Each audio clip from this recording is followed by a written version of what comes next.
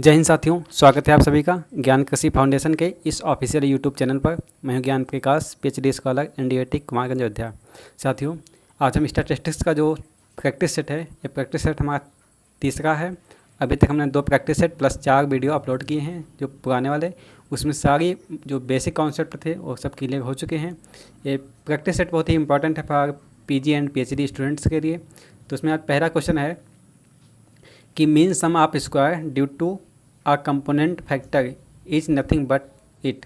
तो उस टाइम क्या होगा, तो उसको बोलते हैं वैगेंस बोलते हैं। तो इसका राइट आंसर बी ऑप्शन सही है।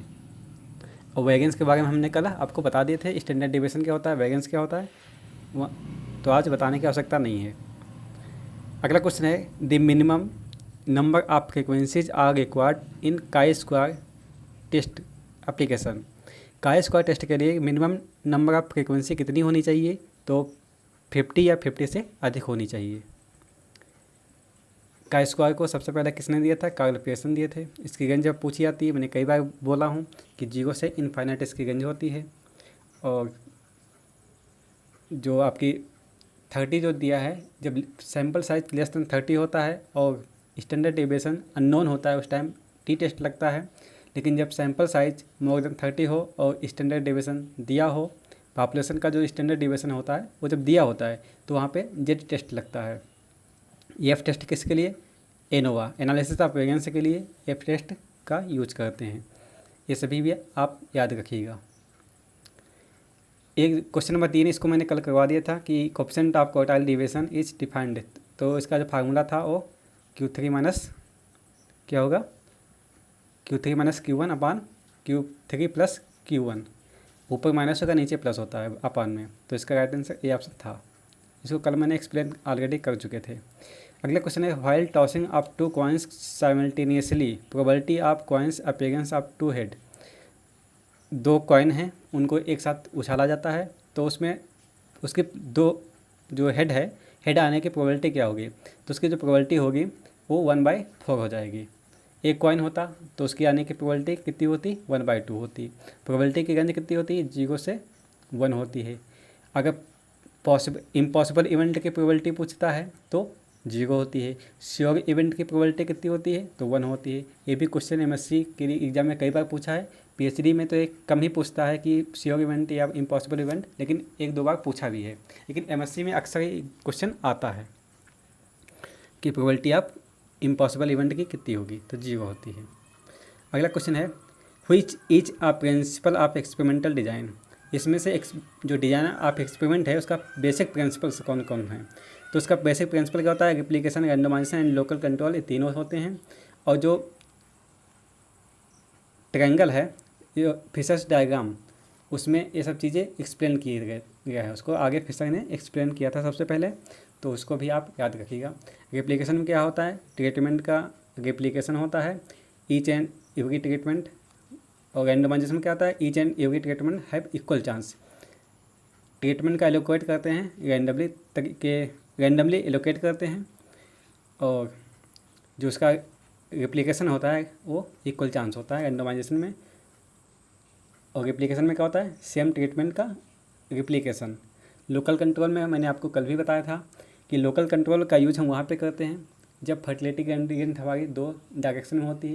यानी कोई फील्ड है, उसमें 2 साइड में ज़्यादा फर्टाइल है और बाकी 2 साइड में कम फर्टाइल है, तो जिस साइड में अपोजिट डायरेक्शन में हम उसका ब्लॉकिंग करते हैं। तो जो ब्लॉकिंग होती है वो हेटेरोजेनस कंडीशन जब होती है, तो उसको होमोजेनस कंडीशन में कन्वर्ट करने के लिए हम लोकल कंट्रोल का यूज़ करते हैं। तो ये बेसिक प्रिंसिपल तीनों चीज़ें दिया है कि replication, randomisation and local control. इसका right answer all of this होगा। अगला क्वेश्चन है to find out the size of shoes garments factor. मतलब हाँ, किसी गारमेंट्स जो फैक्ट्री होती है या कपड़े की दुकान है या फिर जूता की कंपनी है, वो जो उसका साइज़ जो डिसाइड करती है वो किस बेस पे डिसाइड करती है, तो मोड होती है। क्योंकि वो जो कैलकुलेशन होती है, मोड में क्या होता है कि नंबर ऑफ फ्रीक्वेंसी कौन सा ज़्यादा जितनी बार अधिक होगा वही उसका मोड होता है।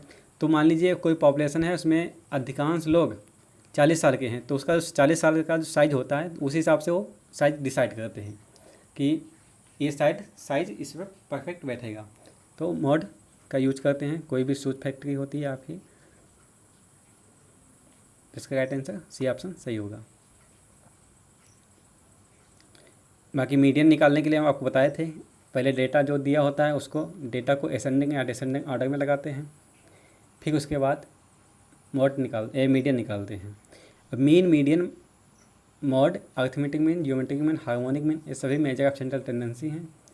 ये भी क्वेश्चन कई बार पूछा गया है, इसको भी आप याद रखिएगा। अगला क्वेश्चन है negative skewed distribution the correct relationship between mean, median and variance. Mean, median and mod के लिए तो जो नेगेटिव स्क्यूड होता है उसमें नेगेटिव में क्या होता है, मीन लेस देन होता है किससे, मीडियन से, और मीडियन लेस देन होता है मॉड से। तो इसका राइट आंसर बी ऑप्शन है। लेकिन जब पॉजिटिव स्क्यूड की बात करता है तो वहाँ पे मीन ग्रेटर देन होता है मीडियन से, और मीडियन ग्रेटर देन मॉड से। सबसे अधिक होगा मीडियन किस में, मीडियन नहीं, मीन हो सबसे अधिक होगा पॉजिटिव में, और सबसे कम मीन होता है नेगेटिव में।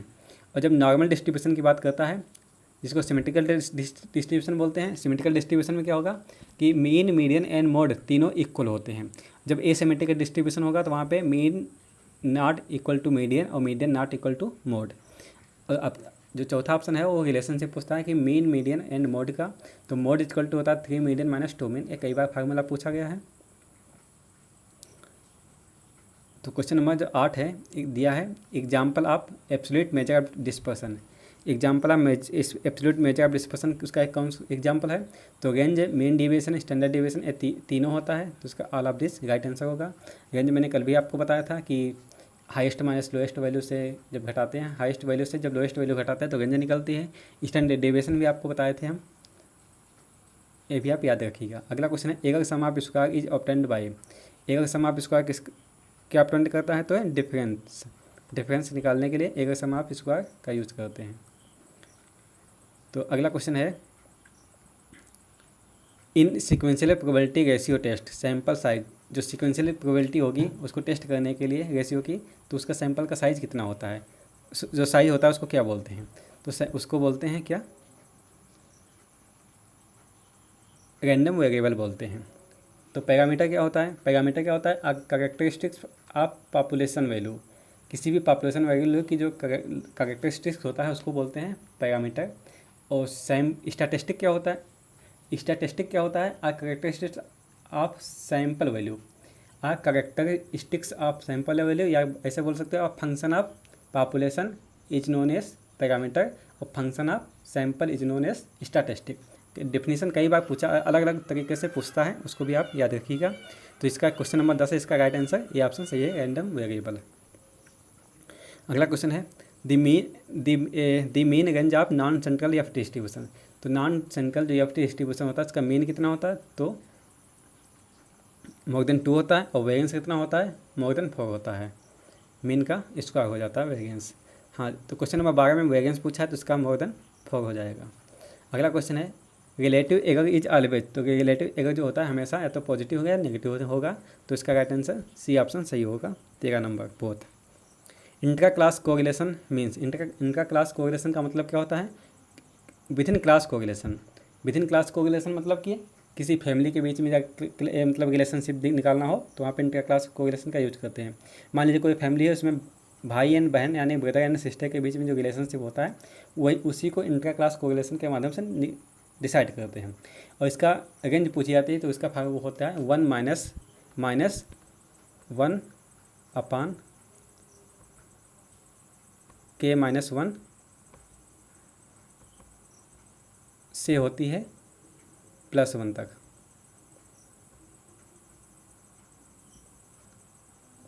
k1 माइनस, यहाँ माइनस कर दिए, इसको हटाइए,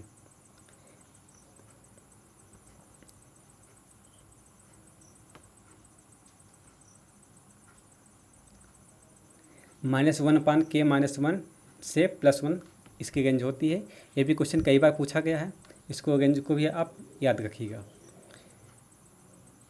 बाकी जितने कोरिलेशन कोफिशिएंट होते हैं उन सब की रेंज -1 से +1 होती है, बट जो मल्टीपल कोरिलेशन कोफिशिएंट होता है उसकी रेंज 0 से 1 होती है। मल्टीपल कोरिलेशन की कोरिलेशन क्या होता है, रिलेशनशिप बिटवीन वेरिएबल के बीच में जो रिलेशनशिप होता है उसको कोरिलेशन बोलते हैं। मल्टीपल कोरिलेशन क्या होता है, relationship between more than 2 variable. तो इसको भी आप याद रखिएगा। रिग्रेशन क्या होता है? एवरेज रिलेशनशिप बिटवीन 2 और more variable is known as regression, regression coefficient. अगला वही सबकी रेंज, मैंने एक वीडियो में सबकी रेंज प्लस जो टर्म दिए थे, रिग्रेशन कौन सा दिया था, नॉर्मल डिस्ट्रीब्यूशन किसने दिया था, ये सभी मैंने ऑलरेडी डिस्कस कर चुके हैं। आप लोग अगर नोट्स बनाए होंगे तो आपको उसमें अवश्य मिल जाएगा। अगला क्वेश्चन है question number 15, the value of all sample is same then variance will B.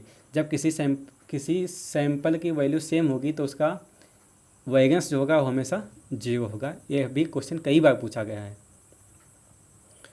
अगला क्वेश्चन है कि व्हिच इज टाइप ऑफ कुर्टोसिस। कुर्टोसिस के कौन से टाइप होते हैं? तो कुर्टोसिस के कितने टाइप होते हैं? तो 3 होती हैं, लिप्टोक्यूटिक, मीजोक्यूटिक, प्लेटिक्यूटिक। इसकी वैल्यू भी पूछती है। प्लेटिक्यूटिक में क्या होती है? जब value more than less than 3 होगी तो हमारा प्लेटिक्यूटिक होगा, और 3 इक्वल टू 3 होगी तो हमारा मीजोक्यूटिक होगा, और मोर देन 3 होगी तो हमारा क्या होता है? लिप्टोक्यूटिक। प्लेटिक्यूटिक लेस देन 3, मीजोक्यूटिक इक्वल टू 3, लिप्टोक्यूटिक की वैल्यू ग्रेटर देन 3 होती है। अगला क्वेश्चन है रेंज ऑफ कोरिलेशन रेशियो। ये क्वेश्चन पिछली बार भी पूछा गया था। इसकी रेंज कितनी होगी कोरिलेशन रेशियो की? 0 से -1 से +1 के बीच में होती है। 0 से 1 किसकी होती है? मल्टीपल कोरिलेशन की रेंज 0 से 1 होती है। प्रोबेबिलिटी की रेंज भी 0 से 1 होती है। प्रोबेबिलिटी में इम्पॉसिबल इवेंट कितनी होगी की रेंज वैल्यू 0 होगी। श्योर इवेंट की वैल्यू हमेशा 1 होगी। क्वेश्चन नंबर 18 है in statistic T test is used when. T test का यूज कहाँ पे होगा? तो sample size less than 30, sample size greater than 30, population standard deviation is unknown. तो इसका राइट आंसर डी ऑप्शन सही है कि सैंपल साइज हमारा लेस देन 30 होना चाहिए, और पॉपुलेशन का स्टैंडर्ड डिविएशन जो होता है वो दिया नहीं होना चाहिए, अननोन होना चाहिए। इसका जस्ट अपोजिट होता है, क्या होता है? Z test. अगला क्वेश्चन है in statistic Z test is used when. तो इसका अपोजिट मैंने बोला है, यानी कि सैंपल साइज कितना होना चाहिए? ग्रेटर देन 30, और population of standard deviation unknown, क्योंकि अननोन किस में होता है? टी टेस्ट में। अननोन होगा जेड टेस्ट में। तो इसका भी राइट आंसर बी एंड सी, क्योंकि देखो टी टेस्ट में सैंपल साइज लेस देन 30 था, तो उसका जस्ट अपोजिट यानी more than 30। Population standard deviation unknown था, तो यहाँ पे नोन होगा, जस्ट अपोजिट होता है। तो आप एक याद रखिए, दूसरा अपने आप आपको याद रहेगा। अगला क्वेश्चन है एग्जांपल ऑफ पॉइजन डिस्ट्रीब्यूशन।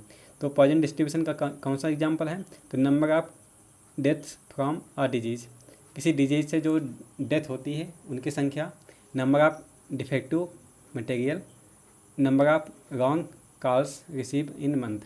मतलब पॉइजन डिस्ट्रीब्यूशन इसका एग्जांपल तीनों हैं। तो इसका मतलब जो आंसर होगा वो डी ऑप्शन सही होगा। और पॉइजन डिस्ट्रीब्यूशन जो होता है वो डिस्क्रीट डिस्ट्रीब्यूशन होता है। डिस्क्रीट डिस्ट्रीब्यूशन क्या होगा? जिस वैल्यू को हम काउंट कर सकते हैं। तो ये आप ऐसे याद कर सकते हैं, जैसे किसी डिजीज से जो पेशेंट की डेथ होती है या कोई व्यक्ति की डेथ होगी, उसको आप काउंट कर सकते हैं ना, तो डिस्क्रीट हो गया। अगला है कि कितना मटेरियल आपका डिफेक्टिव हुआ, 2, 4, 5, 6, 10, ठीक, उसको भी काउंट कर सकते हैं। आपने एक मंथ में कितनी गलत लोगों से बात की, वो भी आप काउंट कर सकते हैं। अब किसी जैसे प्लांट हाइट है, तो प्लांट हाइट को आप एक मतलब फिक्स वैल्यू नहीं है कितनी है, वो पॉइंटों में होगी, सेंटीमीटर होगी, मीटर में, फिर सेंटीमीटर, फिर डेसीमीटर, बहुत होती है, तो उसको बोलते हैं कंटिन्यूअस। कंटिन्यूअस को आप काउंट नहीं कर सकते हैं, वो अनकाउंटेबल होती है। और डिस्क्रीट को आप काउंटेबल नंबर होता है, उसको आप काउंट कर सकते हैं। तो 20 क्वेश्चन है। आपका सारे क्वेश्चन का डाउट क्लियर हो गया होगा।